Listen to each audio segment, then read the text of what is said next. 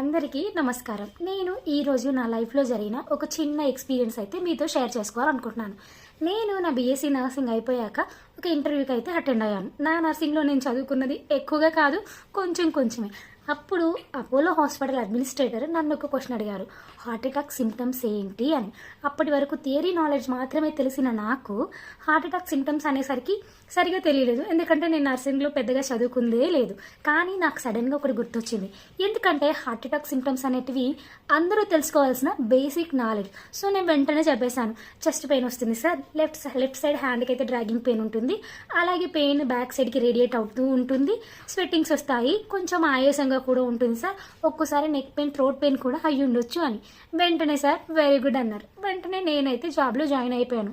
మీరు అనుకోవచ్చు, ఈ చిన్న క్వశ్చన్కి జాబ్ ఇచ్చేస్తారా అని. అంటే ఇంకా మిగతా క్వశ్చన్స్ కూడా అడిగారు, కానీ హార్ట్ అటాక్ సిమ్టమ్స్ అనేటివి తెలుసుకోవడం ప్రతి ఒక్కరి రెస్పాన్సిబిలిటీ, వాళ్ళ హెల్త్ గురించి ఎక్కువ అవగాహన ఉండడం కోసం. ఎందుకంటే ఇప్పుడున్న కాలంలో, ఈ జనరేషన్లో ఎక్కువగా హార్ట్ అటాక్స్ వస్తున్నాయి కాబట్టి. సో మీరు ఫుల్ వీడియో కావాలనుకుంటున్నారా? వెంటనే కామెంట్ చేయండి, అండ్ నా నెక్స్ట్ వీడియోలో ఫుల్ వీడియో మీకు అప్లోడ్ చేస్తాను. ఉంటా మరి.